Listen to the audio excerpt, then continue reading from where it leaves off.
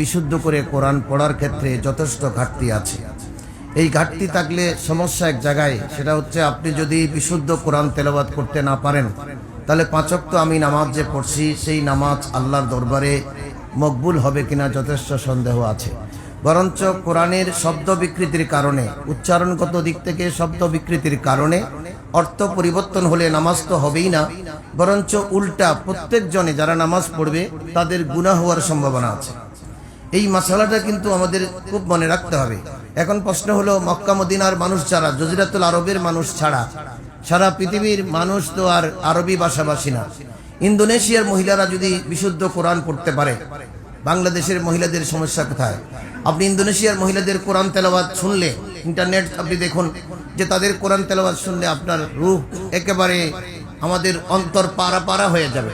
মালয়েশিয়ার মহিলাদের কোরআন তেলাওয়াত শুনলে সবচেয়ে বড় বিষয় যে যখন মালয়েশিয়ার ছেলেরা ইন্দোনেশিয়ান ছেলেরা বিয়ে করতে যায় তখন হাজব্যান্ড উপস্থিত মজলিসে যারা আছেন তাদেরকে প্রথম দায়িত্ব হচ্ছে উনি মঞ্চে বসে কোরআন শরীফের একটা সূরা তেলাওয়াত করে শোনাবেন। দেখেন কালচারটা কেমন, যে উনি বিয়ে করতে গেলে কোরআন শুদ্ধ করে তেলাওয়াত করতে পারবে না, এটা তো ওনার শরমের ব্যাপার। এজন্য উনি ছোটবেলা থেকে বিশুদ্ধ কোরআন শরীফ পড়ার চর্চা শুরু করবে, যে বিয়ে করতে গেলে যেন কমপক্ষে আমি লজ্জিত না হই। আর এই কোরআন তেলাওয়াতটা ইনাকে ওনার নামাজ বিশুদ্ধ করা, ইনাকে কোরআনের প্রতি মহব্বত বাড়িয়ে দেওয়া, এই কাজে ওনাকে এগিয়ে দিচ্ছে। ঠিক এক্স্যাক্টলি দেখলাম যেদিন কনে এবং বরের মধ্যে দেখা দেখি হয়, যেখানে ইন্দোনেশিয়ার কথা বলছে, মালয়েশিয়ার কথা বলছে, প্রথম দেখা দেখি আমরা দেখতে গেলে আমরা একটা চাইনিজ রেস্টুরেন্টে যাই, এখানে আবার একান্তে আমরা কথা বলি, দুজনা কথা বলা কি কে কতটুকু ভালোবাসি সবার আগে জিজ্ঞেস করে যে তোমার সাথে আগে কোনো রিলেশন ছিল কিনা। এটা হচ্ছে প্রথম প্রশ্ন। রিলেশন থাকলে আমি নাই, তো কেউ কি বলবে আমার সাথে আগে রিলেশন ছিল, আমি রিলেশন ত্যাগ করে তোমাকে বিয়ে করতে এসেছি? কোনো মেয়ে বলবে না, মিথ্যা দিয়ে শুরু হচ্ছে। প্রশ্নটা যেমন অবান্তর, তেমনি মেয়ে বলতেছেন খোদার কসম আমি এর আগে কোনোদিন রিলেশন করিনি। মিথ্যা দিয়ে কিন্তু ইনার জীবনের প্রথম ধাপ এগিয়ে যাচ্ছে। আর ছেলেকে যদি জিজ্ঞেস করা হয় তুমি কি কোনো রিলেশন করেছো, বলে যে না খোদার কসম আমি কোনো রিলেশন কোনোদিন করি নাই, কোনো মেয়ের দিকে তাকাইও নাই। এটা আরেক মিথ্যা দিয়ে কিন্তু শুরু হচ্ছে। এখন ওনারা কিন্তু প্রথম যেদিন দেখা দেখি হয়, কালচার দেখেন, প্রথম দেখা দেখির দিন ছেলে মেয়েকে কোরআন শরীফের কিছু অংশ তেলাওয়াত করে শোনাবে, আর মেয়েটি ছেলেকে কোরআন শরীফের কিছু অংশ তেলাওয়াত করে শোনাবে। এই কালচার দিয়ে ইনাদের যাত্রা শুরু হয়। কিন্তু আমাদের যাত্রা শুরু হচ্ছে মিথ্যা কথা দিয়ে, ইনাদের যাত্রা শুরু হচ্ছে কোরআন শরীফের তেলাওয়াত দিয়ে। একে অপরকে দেখে কে কত সুন্দর কোরআন শরীফ বিশুদ্ধভাবে তেলাওয়াত করতে জানে। কিন্তু বাংলাদেশের প্রেক্ষাপট একটু ভিন্ন। আমরা আমাদের মা বোনরা যারা কোরআন শরীফ তেলাওয়াত করে, অনেক সময় আমি শুনেছি আমার ঘরেও আমার মেয়েরা বা আমার পরিবার আশপাশে যারা আছেন তাদের তেলাওয়াত শুনতে গিয়ে দেখি ম্যাক্সিমাম মহিলার কোরআন শরীফ তেলাওয়াত ভুল। ম্যাক্সিমাম এখানে আমার পর্দায় যারা আছেন এনারা কিন্তু কোনো রকমের দুঃখ ফিল করার কোনো কারণ নেই, কারণ এটা আমাদের কালচারগত হয়ে গেছে। আমাদের হুজুর যে পড়াচ্ছেন উনি ওই গড়পড়তা ফুরকানিয়া মাদ্রাসায়, এখন তো ফুরকানিয়া মাদ্রাসা বন্ধ হয়ে গেছে। আমরা যখন পড়তাম ছোটবেলায় আমাদের মৌলানা নাদের আলী মাস্টার আমাদেরকে পড়াতেন। দাদা তো বয়স্ক মানুষ, দাদা আমাকে দায়িত্ব দিতেন যে তুমি সবক নাও, সবক দাও। আমি পুরোদিন এটা পালন করতেছি, কিন্তু ফলাফলকে বিশুদ্ধ করতে পারছি না। আমিও তো দুর্বল, আমি তো তখন মাদ্রাসায় পড়ি নাই, আমি তো মাখরাজ সম্পর্কে ওয়াকিফাল নই। এজন্য আমাদের তেলাওয়াত একেবারে গোড়া থেকে ভুল হয়ে আসছে। বড় হবার পরে আমরা লজ্জিত হচ্ছি যে আমি কিভাবে কোরআন শরীফ আবার শিখবো, হুজুরের কাছে যাব। কিন্তু আজকে এই আজিজিয়া তাহফিজুল কোরআন একাডেমি আমাদের জন্য এমন একটা পথ সুগম করেছেন যে আমাদের মা বোনরা আর পিছিয়ে থাকবে না। ওনাদের কোরআন তেলাওয়াত কোনোদিন ভুল তো দূরের কথা, হাফেজা হয়ে গোটা নারী সমাজকে ইনারা কোরআন শরীফ দিয়ে আলোকিত করতে পারবেন। কি বলেন ঠিক কিনা? কিন্তু ইনারা বীজ বপন করেছেন, এই বীজটাকে জিন্দা রাখার দায়িত্ব হচ্ছে আমাদের এলাকাবাসী। যেমন আমি নিজে শহর থেকে অনেকবার মাঝে মধ্যে এখানে এসেছি, খোঁজ নিয়েছি, টেলিফোন করেছি যে মাদ্রাসাটা কেমন চলছে, আপনারা ফান্ড কিভাবে ক্রিয়েট করেন, কিভাবে আপনাদের খরচা চলে। কেন? আমি মনে করেছি এই কাজটা আমি করতে পারি নাই, আমার পক্ষে এটা করা সম্ভব হয় নাই। কিন্তু আমার শাহ আলম সাহেব হুজুর কেবলা বুড়া পাইতে এসে একেবারে কদম বকদম এখানে অবস্থান করে ইনার সাহেবজাদাকে দিয়ে আমাদের আবু তালেব কাদেরী, এদেশের এই এলাকার সুন্নি যুবক ভাইরা যারা যারা দ্বীন ইসলামের প্রতি যাদের মহব্বত আছে, ইনাদেরকে সংগঠিত করে এমন একটা বীজ তিনি বপন করেছেন, কিয়ামত পর্যন্তের জন্য আমাদেরকে ঋণী করেছেন। উনি চলে যাবেন, কিন্তু এই মাদ্রাসা যদি আমরা দেখভাল না করি আল্লাহর কাছে আমরা দায়ী হব। ইনি কিন্তু পার পেয়ে যাবেন, ইনি আল্লাহর কাছে প্রতিনিয়ত নিয়ামত পাবেন, কারণ বীজটা উনি বপন করেছেন। আমরা সুরক্ষা করি নাই কেন? এই জন্য এলাকাবাসীর দায়িত্ব হবে সুরক্ষা করা। আজকে দেখেন যারা সম্বর্ধিত ছাত্রী 5 জনা হাফেজা হয়েছে, এখান থেকে হাফেজা হয়ে বের হবে।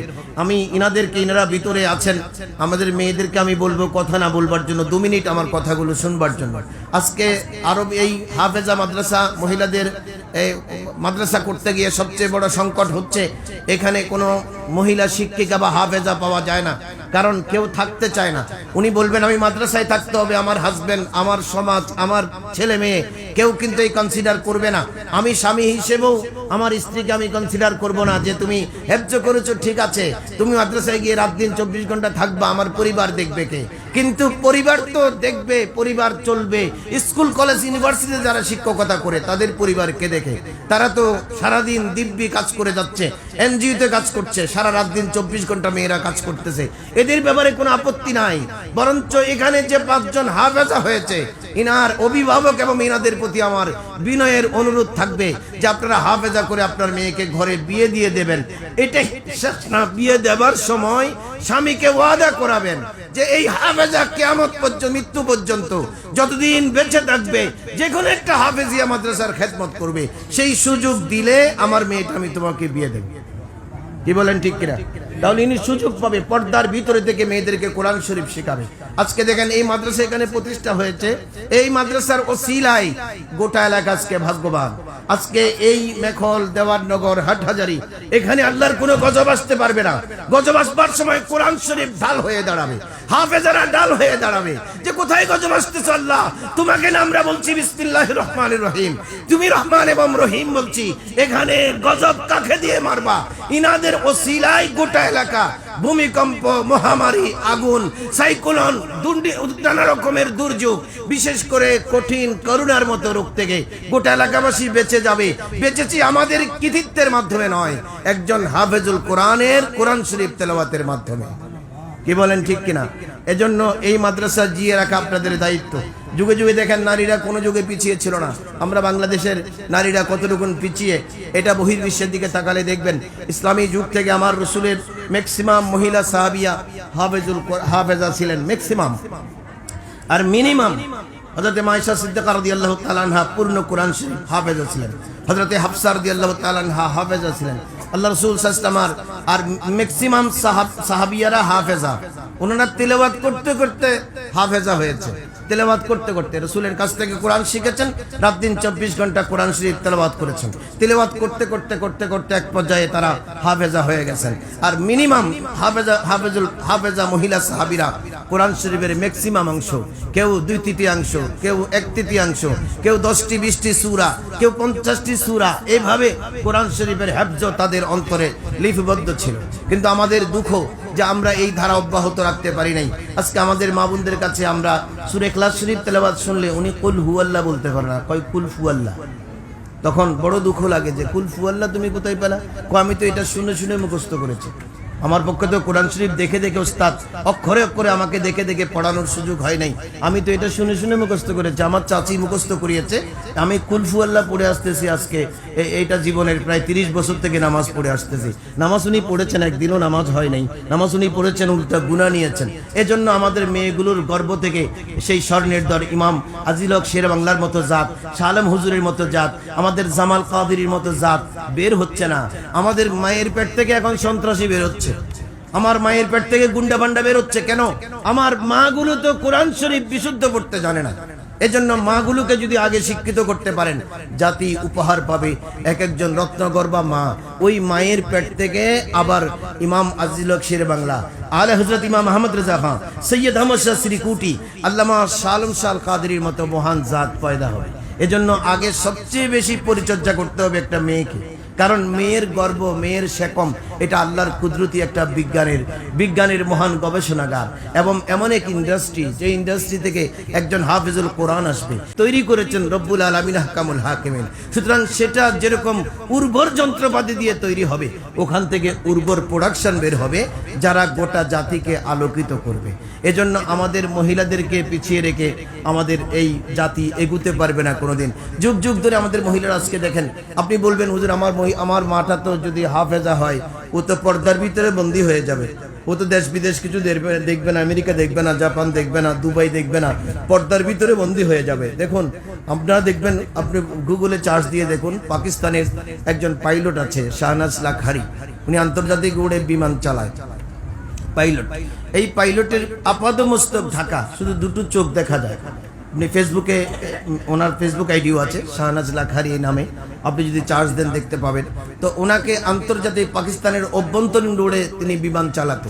যখন আন্তর্জাতিক রোডে বিমান চালাতে যাবেন, তখন এনাকে প্রশ্ন করা হলো যে আপনাকে তো আমরা এটার ক্লিয়ারেন্স দিতে পারি না, যেহেতু আপনি যে ড্রেস পরেন এটা পাইলটের ড্রেস আপ না।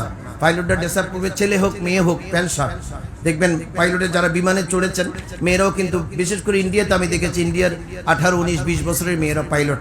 একদিন আমি কলকাতা থেকে জয়পুর যাচ্ছিলাম, তখন মেয়েটা মনে হচ্ছিল 17, 18 বছরের। আমার তো বয়স এসে গেছে, আল্লাহ জানে কোথায় নিয়ে না ফেলে দেয় বিমানটা, এত ছোট্ট মেয়ে। দেখলাম যে ওদের ম্যাক্সিমাম মেয়ে পাইলট, এবং সেই পাইলট তাদের ড্রেস আপ ভিন্ন, মাথায় ক্যাপ থাকবে আর ড্রেস আপ থাকবে। তখন উনি আমাদের শাহনাজ লাখারিকে বললো যে আপনি তো এই বোরকা, এই আলখেল্লা পরে তো বিমান চালাবেন কিভাবে? উনি বললেন, আমি আলকেল্লার সাথে বিমান চালানোর সাথে সম্পর্ক কি?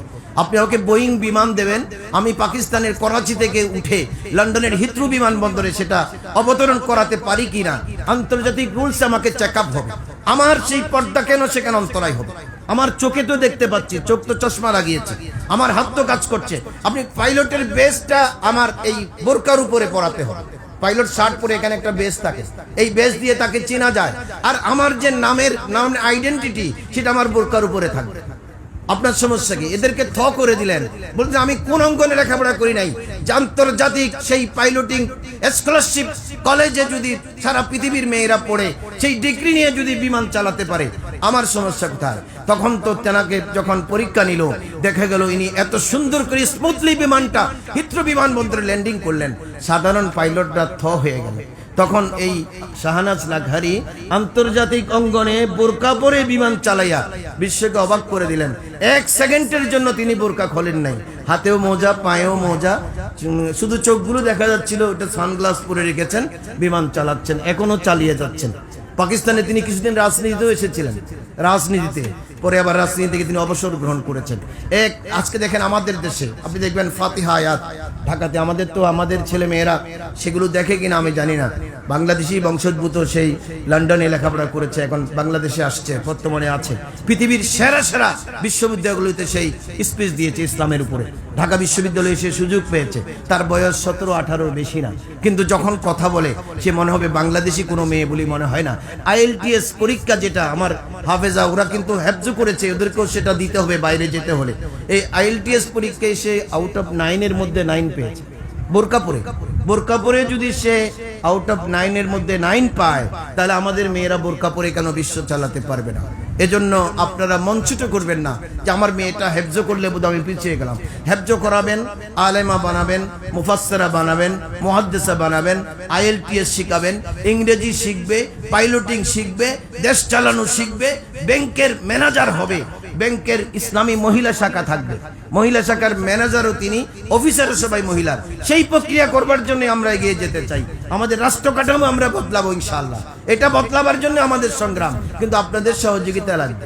আপনারা আমাদেরকে এমনি খুব ভালোবাসেন, কিরকম ভালোবাসেন? জানাজার নামাজে কয় হুজুরকে ডেকে নিয়ে আসো, হুজুর বড় আলেম, জানাজাটা উনি পড়ান। আর যদি আমি সংসদের মাঠে কথা বলি, তখন বলবো যে হুজুরের দরকার কি? হুজুর তো বিজি, মুরগি জবে করবে, ভাত খাবে, আর আমাদের জানাজাটা পড়াবে কেন? আমি যদি সমাজ কাঠামো পরিবর্তন করতে পারি, আপনার মেয়ে ব্যাংকে চাকরি করতে পারবে, কোনো অসুবিধা নেই। ব্যাংকে উনি বোরকা পরে ম্যানেজার হবে, অন্যান্য অফিসাররা ম্যানেজার থাকবে, অফিসার থাকবে, আর ওই ব্যাংকের কাস্টমার হবে সব মহিলা। এখন নাম দিয়েছে মহিলা শাখা, কাস্টমার সব পুরুষ, ম্যানেজার সব পুরুষ, অফিসাররাও পুরুষ। নাম দিয়েছে মহিলা। আমরা মহিলা শাখা করব, ওই মহিলা শাখাতে কোনো পুরুষ থাকবে না, গ্রাহকও মহিলা। আমার মা বোন ওরা ব্যাংকে যাবে, অ্যাকাউন্ট করবে, জামাই দুবাই থেকে টাকা পাঠাবে, একটি শব্দও পুরুষের সাথে করতে হবে না, সব কথা বলবে মহিলার সাথে। শরীয়তে কোনো বাধা আছে? কোনো বাধা আছে? আমরা সেই কাঠামো চেঞ্জ করতে চাই। সেই কাঠামো চেঞ্জ করবার জন্য সমাজে আপনাদের সহযোগিতা লাগবে। আমি একা পারবো না, একা খাও খাও করবো, কেউ আমাকে পাত্তা দেবে না। এজন্য আপনারা এমন মহিলা, ঘরের মহিলাকে প্রশিক্ষণ দেবেন, ঘরের মহিলাকে দিনের প্রতি মহব্বতশীলা বানাবেন। আমি যদি আমার বিবিকে তৈরি করতে না পারি, আমি ব্যর্থ স্বামী। আজ দেখুন, বাদশা হারুন রশিদের স্ত্রী জুবাইদা, আপনারা ইতিহাস জানেন, হজে যান, যারা হজে গিয়েছেন, হজ কাফেলা করেন, তারা দেখেছেন আমাদের জামাল কাদরি সাহেব তো বহুবার হয়ে গেছে আল্লাহর রহমতে, যে আমাদের আরাফাতের মাঠ ঘেঁষে তায়েফের দিকে চলে গেছে, পাহাড় ঘেঁষে একটা নহর, যেটাকে নহরে জুবাইদা বলা হয়, এটাকে বলা হয় জান্নাতি নহর। আল্লাহ এই নহর করবার পরে জুবাইদাকে স্বপ্নে দেখিয়েছিলেন, জুবাইদা তুমি আমার হাজিদের জন্য যা করেছো, আমি তোমার জন্য তোমার নামে জান্নাতে একটা নহর জারি করে দিয়েছি। কি করেছেন তিনি? তিনি হজে গেলেন, মক্কা আরাফার মানুষের পানির অভাব দেখলেন, পানি পানি পুকুরে মানুষ মারা যাচ্ছে। তখন পানির অভাবে মানুষ হাজি মারা যেত, বদনা নিয়ে যেত দেশ থেকে। আপনারা যারা মুরব্বী আছেন তারা দেখেছেন, বদনা করে পানি ব্যবহার করবার জন্য, টিল্লাতে পানি রাখবার জন্য নিয়ে যেতে হতো। হযরত বাদশাহ হারুন রশিদের স্ত্রী জুবাইদা যখন সেই দৃশ্য দেখলেন, দেখার পরে উনি স্বামীজানকে বললেন, তোমার প্রতি আমার একটা অনুরোধ থাকবে, তুমি আনলিমিটেড পয়সা বরাদ্দ করতে হবে রাজকোষ থেকে। আজকে তো মহিলারা চুরি করার প্রক্রিয়া শিখাই দেবে বাচ্চাকে, যে তুমি আর কতদিন বাচ্চাগিরি করবে, আমাদের জন্য কিছু করতে পারি নাই। ওই ফ্রান্সে বাড়ি করতে হবে, আমাদের কানাডাতে সেকেন্ড হোম করতে হবে, সিঙ্গাপুরে বাড়ি করতে হবে, সব টাকা পাচার হয়ে যাচ্ছে বিদেশে। আর স্ত্রী হলো সেটার কলকাঠি নাড়তেছে, কলকাঠি নাড়তেছে। আর আমাদের জুবাইদা বলতেছে, বাদশা তুমি আনলিমিটেড পয়সা বরাদ্দ করতে হবে, যে আমাদের এই হাজিদের পানির কষ্ট লাঘব করবার জন্য। কই কোন দানবীর স্ত্রী আছে? এই হাফেজিয়া মাদ্রাসা এটা এরকম থাকুক আমরা চাই না। এটা আন্তর্জাতিক মানের একটা বিল্ডিং এখানে হতে হবে, কি বলেন ঠিক কিনা? পরিদর্শকরা আন্তর্জাতিক মানুষ আমরা নিয়ে আসবো, নিয়ে আসার পুরো দেখে যেন পয়সা টাকা থেকে খুঁজতে হবে না, নিজে বের করতে হবে। এখন তো আমি বলেছি শুধু এতটুকু, গত বছর বলেছি যে আমার হাফেজিয়া মাদ্রাসা আছে একটা, বলেছি ওখানে শীতকালে মেয়েদের পানির কষ্ট হয়, বলে যে হুজুর আপনি যান, আমি লোক পাঠিয়ে দিচ্ছি, দুটো ওয়াটার হিটার লাগাইয়া দেন।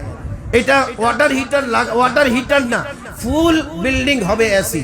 মেয়েরা এসি রুমে বসে বসে কোরআন শরীফ পড়বে, এসি রুমে বসে যদি গান বাজায়। আজকে টেলিভিশনে দেখেন যেখানে গান রেকর্ডিং হয় ফুললি এয়ার কন্ডিশন, আমরা রেডিওতে অনুষ্ঠান করি, আমরা যেখানে গান বাজানো হয় ফুললি এয়ার কন্ডিশন। কিন্তু বাংলাদেশ গভর্নমেন্ট কত ধর্মপ্রিয় দেখেন, গানের আসরটাকে ফুললি এয়ার কন্ডিশন করে দিয়েছে। আর সরকারের পক্ষ থেকে কোনোদিন কোন হাফেজিয়া মাদ্রাসা প্রতিষ্ঠা করেছে তার কোনো নজির বাংলাদেশে নাই। কারণ এই সরকার করবে না, যেই সরকার আসুক এই সরকার ধর্মপ্রিয় সরকার না।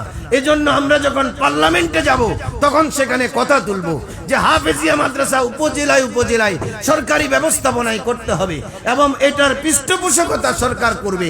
আমাদের দেশের মহিলারা কোরআন শরীফ তেলাওয়াত করবে, কি বলেন ঠিক কিনা? আজকে দেখেন কোথাও হাফেজিয়া মাদ্রাসায় সরকারি পৃষ্ঠপোষকতা নাই। আমরা মানুষের কাছ থেকে টাকা খুঁজে খুঁজে খুঁজে খুঁজে 10 টাকা 20 টাকা দিয়ে টুকে এসেছি।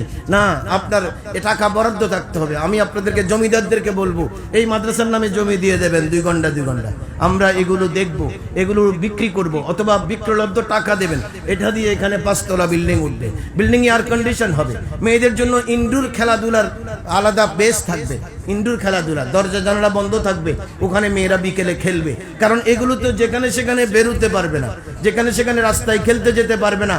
আমাদের মেয়েরা আসরের থেকে মাগরিব পর্যন্ত ওখানে ইনডোর গেমগুলো যেন খেলতে পারে, এটার 5 তলা অবকাঠামো দরকার।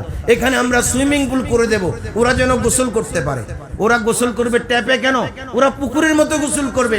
মা বাবা বলবে যে আমার মেয়ে মাদ্রাসায় পড়াবো, যে শহর থেকে অভিজাত ফ্যামিলির মেয়ে এখানে ভর্তি করাবে কেন? বলবে যে ওই মাদ্রাসায় সুইমিং পুল আছে, আমার মেয়ে পুকুরের সাথে গোসল করতে পারবে, ওখানে বিনোদন হবে, স্বাস্থ্য ভালো থাকবে। কিন্তু ইনডোর থাকবে, কোনো পুরুষ ঢুকতে পারবে না। কি বলেন, সুন্দর হবে কিনা? তো সুন্দর হলে কি টাকা লাগবে না? টাকা লাগবে। এটা প্রচার করে দেবেন, ইনশাল্লাহ আমরাও থাকবো। আমরা দেব না এমনটি না, দিয়ে যাচ্ছি, দেব। এই মাদ্রাসার জন্য একটা ফান্ডিং আমি নিচ থেকে না বাইরে থেকে কি দিয়েছি কেউ জানে না, সেটা কিন্তু আমি ব্যবস্থা করে দিয়েছি, প্রতি মাসে মাসে এটা ঢুকতেছে। কেন? আমি জানি যে আমরা কেন পিছিয়ে থাকবো। তো জুবাইদা যখন বাদশাহ হারুন রশিদকে বললেন যে তুমি রাষ্ট্রীয় ফান্ড থেকে আনলিমিটেড পয়সা বরাদ্দ করতে হবে, এটা যতদিন হবে না আমি জুবাইদা ততদিন শান্ত হব না। গোটা খাল খনন করে পাহাড়ের ভিতর দিয়ে সুড়ঙ্গ করে সেই সময়ে তায়েফ থেকে পানি নিয়ে আসছে আরাফাতের ময়দানে। অনেকে পরামর্শ দিলেন বাদশাহ কি শুরু করেছেন, এটা চললে তো রাজকোষ শূন্য হয়ে যাবে। জুবাইদা বললেন শূন্য হবে না, রাজকোষ আল্লাহর রহমতে দিন বদিন ভরে যাবে। পানি ব্যবস্থা করে দিলেন। এগুলো হচ্ছে মহিলা। আজকে এখানে আমরা জুবাইদা তৈরি করতে চাই। আমরা এখান থেকে হাজার হাজার বাদশাহ হারুন রশিদের স্ত্রীর মতো জুবাইদা তৈরি করব, যাদের উসিলায় বেহেশতে এক একটা কি হবে, নহর হবে, এবং আমরা সেই নহরের পানি পান করব। কি বলেন, ঠিক কিনা? এটা কিন্তু নিছক প্রতিষ্ঠান না, এটাতে প্রবেশ করার সময় আবেগ নিয়ে প্রতিষ্ঠা করবেন। এখানে কোনো রাজনৈতিক প্রতিষ্ঠান নয়, এটা আবেগের প্রতিষ্ঠান, ধর্মের প্রতিষ্ঠান, এটা জান্নাতের প্রতিষ্ঠান। এখানে মেয়েদেরকে কি খাচ্ছে না খাচ্ছে, আপনি বাজারে গিয়ে আপনার ছেলে মেয়েদের জন্য ফল কিনেন, 5 কেজি আঙ্গুর কি আপনি এখানে কিনে পাঠাতে পারবেন না? আমার মেয়েগুলো খাবে, ওরা কোরআন শরীফ পড়ছে। আপনার মেয়েকে আপনি পড়াতে পারেন নাই, আমার মেয়েকে আমি পড়াতে পারি নাই। কমপক্ষে আমি ইচ্ছা নেব যে 5 কেজি আঙ্গুর কিনে আমি একদিন পাঠিয়ে দিলাম, ওরা এগুলা ধুয়ে পরিষ্কার করে খেলো, ওদের শরীরের মধ্যে শক্তি আসবে। কোরআন শরীফ তেলাওয়াত করতে হলে 24 ঘন্টা কোরআন পড়ে পুষ্টিকর খাবার দরকার। আপনি 10 কেজি দুধ পাঠাতে পারেন, আমরা এখানে গরম করে খাওয়াবো। সবাই ইচ্ছা নেবেন আপন আপন জায়গাতে। আপনার খেতে কিছু ফসল হয়েছে, ভালো মূলা হয়েছে, আপনি 10 কেজি মূলা পাঠিয়ে দেবেন, 5 কেজি মূলা পাঠিয়ে দেবেন, গাছ থেকে ডাব পাঠিয়ে দেবেন, গরুর মাঠ থেকে দুধ পাঠিয়ে দেবেন। এভাবে আপনি সহযোগিতা করলে দেখবেন এই প্রতিষ্ঠান আমাদের সবার জন্য জান্নাতের ওসিলা হবে। বাদশাহ জুবাইদার স্ত্রীর কথা, জুবাইদার কথা বললাম, উনি একবার মেয়েদের ইন্টারভিউ নিচ্ছিল ঘরে কাজ করবার জন্য। রাজবাড়িতে কাজ করবেন মেয়েরা, আমরা যেমন বুয়া রাখি, কাজের মেয়ে রাখি, তো উনি কাজের মেয়ে নেবেন। তো এদের একজন করে করে ইন্টারভিউ নিচ্ছে, কয় কে কে কোরআন তেলাওয়াত করতে পারে। কোরআন শরীফ বের করে দেয়, বিশুদ্ধ তেলাওয়াত করতে পারলে সে ইন করবে, বিশুদ্ধ তেলাওয়াত করতে না পারলে সে চাকরি পাবে না। এখন সবাই আশ্চর্য হয়ে গেলেন যে আপনার এখানে আপনি ডেক্সি কিভাবে মাজবে, কাপড় কিভাবে ধুইবে, আপনার থালা বাসন কিভাবে ঘষা মাজা করবে, বাসার ফ্লোর কিভাবে পরিষ্কার করবে, সেটার এক্সামিনেশন নেবেন। আপনি এক্সাম নিচ্ছেন কোরআন শরীফ পড়তে পারে কিনা।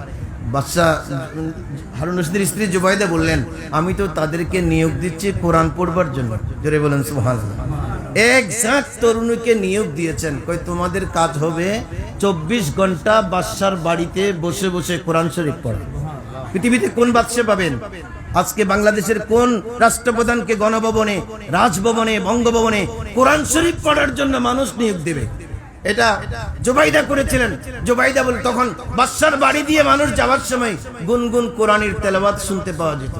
তখন সবাই জিজ্ঞেস করতেন কিরে কে তেলাওয়াত করে? কই আমি তো আমার ব্যক্তিগত ফান্ড থেকে বেতন দিয়ে অসংখ্য মেয়ে রেখেছি যাদের কাজ হবে 24 ঘন্টা আমার বাড়িতে কোরআন শরীফ পড়া। কে কোনো কাজের মেয়ে কি আমরা রেখেছি কোনোদিন কোরআন পড়বার জন্য? যে তুমি আমার এখানে খাবা, কাপড় চোপড় সবকিছু দেবো, কোনো কাজ করতে হবে না, শুধু কোরআন শরীফ পড়বে। তাহলে এখানে মেয়েগুলো কোরআন শরীফ পড়ে আমাদের সে অভাব পূরণ করে দিচ্ছে, কিন্তু আমি বেতন দিচ্ছি না। ইচ্ছা যদি আমি না নেই, আল্লাহর কাছে আমাকে জবাব দিয়ে থাকতে হবে। এজন্য সকলে এই মাদ্রাসাকে সহযোগিতা করবেন। আমাদের সালম সাহেব চিরদিন থাকবেন না, যে কোনো দিন চলে যাবেন, এটাই আমাদের নিয়তি। চলে যাবেন আল্লাহ এবং রসুলের দরবারে। মাওলানা সাইফুল ইসলাম কাদরি থাকবেন না, আমাদের আবু তালেব সাহেব থাকবেন না, জামাল কাদরি সাহেব থাকবেন না, আমিও থাকবো না। আমার বন্ধু সবুর কাদরি সেদিন চলে গেলেন। একসাথে মাদ্রাসায় যেতাম, একসাথে মাদ্রাসা থেকে আসতাম, বহু স্মৃতির কথা মনে আছে, কিন্তু তাকে তো আমরা রাখতে পারি নাই, বিদায় দিতে হয়েছে। আমরা সবাই চলে যাব, কিন্তু এই প্রতিষ্ঠান থাকবে। এই প্রতিষ্ঠান যেন কিয়ামত পর্যন্ত থাকে, তার জন্য আমাদেরকে ব্যবস্থা করে যেতে হবে। আমি এই প্রতিষ্ঠানের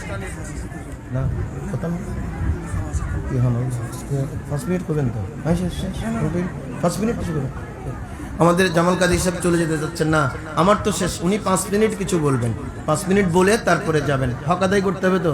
সালম সাহেব ওনার উস্তাদ, ওনার প্রিয় উস্তাদ, শুধু উস্তাদ না, প্রিয় উস্তাদ। হুজুর ইনাদেরকে হাতে কলমে করে মুহাদ্দিস বানাইছে, যে হুজুর বানাইছে নিজে। উনি আর আমাদের ওই শাহ সাহেব আবুল কালাম শাহ, ইনাকে আমাদের ফেন্সিয়াল সাহেব হুজুর বেশি ভালোবাসতেন। আমি ছোট, আমাকেও বেশি ভালোবাসতেন। আর এমন জেহেন আল্লাহ দেখেন, আমার যখন 2টো মেয়ের পর একটা ছেলে হয়, তো ছেলে যেদিন হয় তার পরপরই আমাদের বাড়ির 11-20 মাহফিল ছিল। তো আমি মাহফিলে গেলাম, হুজুরকে বললাম, হুজুর আমার একটা ছেলে হয়েছে, ও এখন বুয়েটে পড়ে, বুয়েটে সিভিল ইঞ্জিনিয়ারিং পড়ে। তো তখন আমি তো হুজুর বললেন যে নাম কি রেখেছেন? আমি বললাম নাম রেখেছি হুজুর হাসনাইন। তো হুজুর এই আজকে ওর বয়স এখন 20 বছর, এই 20 বছরের ব্যবধানে যতবার দেখা হয়েছে ততবার জিজ্ঞেস করেছে হাসনাইন কেমন আছে। নাম এটা আর ভুলে নাই। একদিন বলছিলেন যে তার নাম রেখেছে হাসনাইন। অফাদার মানুষ আর কি, আমাদেরকে পড়ান নাই, কিন্তু উস্তাদের চেয়ে আমি বেশি রেসপেক্ট করি, কিন্তু উনিও আমাদেরকে ছাত্রের চেয়ে বেশি স্নেহ করেন। এরকম ক্ষণজন্মা ব্যক্তিত্ব, এগুলোর সাথে সুসম্পর্ক রাখবেন, আসা যাওয়া করবেন। ইনার রেখে যাওয়া প্রতিষ্ঠান দুটো, হাফিজিয়া মাদ্রাসা এবং আজিজিয়া রজবিয়া, আমাদের সুন্নিয়া মাদ্রাসা, এটাকেও অনেক বড় করতে হবে, অনেক বড় করতে হবে এই মাদ্রাসাকেও। সুতরাং এই মাদ্রাসা বড় করবার জন্য আমাদেরকে এগিয়ে আসতে হবে। এটা শেরেবাংলার মতো স্মৃতি বিজড়িত জায়গা। এই জায়গাতে হুজুর একটা মাদ্রাসার স্বপ্ন দেখেছিলেন, আমাদের শেরেবাংলা হুজুর। যে কোনো কারণে মাদ্রাসাটা বন্ধ হয়ে গেছে, এটা আমাদের উপর এটার খেসারত দিতে হচ্ছে, দিতে হবে। এটা আমরা রাখতে পারি নাই বলে এটার খেসারত কিন্তু এলাকাবাসী দিচ্ছে এবং দিতে থাকবে। আর এটা করে যদি ওটার রিকভারি করতে পারি, হুজুর যে আমাদের উপর গোস্বা হয়েছে সেটা ভুলে যাবেন। এটা আবার দয়া করবেন আমাদেরকে, উনি গোস্বা হয়েছে, কিন্তু খুব গোস্বা হয়েছে। আপনি দেখেন না, ফকিরহাট এলাকা থেকে বড় কোনো আলোকিত মানুষ এখনো গড়ে উঠে নাই। এটা আপনারা চিন্তা করেছেন কিনা দেখি না। একজন বিসিএস অফিসার গোটা ফকিরহাট এলাকাতে নাই। একজন ডাক্তার ইঞ্জিনিয়ার আছে বলে আমার মনে হয় না, বড় কোনো কেউ। আলেম ওলামা আমরা বেশি বড় হই নেই, আশেপাশে যারা আছে আমরা এই কোড়াই কোড়াই লেবাস দিয়ে বেঁচে আছি। বড় কোনো মাদ্রাসার মুহাদ্দিস নাই, বড় কোনো মুফাসসির নাই, বড় কোনো বিত্তবান লোকও নাই, বড় পয়সাওয়ালা। বহু লোক একজন পয়সাওয়ালা চায় একেই 5টা মাদ্রাসা করে দেয়, এরকম কেউ নাই। কেন জানেন? শেরেবাংলা রহমতুল্লাহ এই এলাকার উপর গোস্বা হয়েছিল। তো আমি জানি, আমাকে কালামিয়া সদাগর সবকিছু বলেছেন। ওনার রেখে যাওয়া মাদ্রাসাটা আমরা ধরে রাখতে পারি না, স্কুলে রূপান্তর করেছি। মাদ্রাসা রাখতে পারেন, স্কুল বহু হবে। এজন্য আমি আপনাদের খেদমতে আরজ করবো, এই মাদ্রাসাটা ধরবেন। হুজুর কিছুটা আমাদের উপর গোস্বাটা কমে যাবে, আবার দয়া আসবে, এখান থেকে আলোকিত মানুষ জন্মাবে। আসসালামু আলাইকুম রহমতুল্লাহি ওয়া বারাকাতুহু।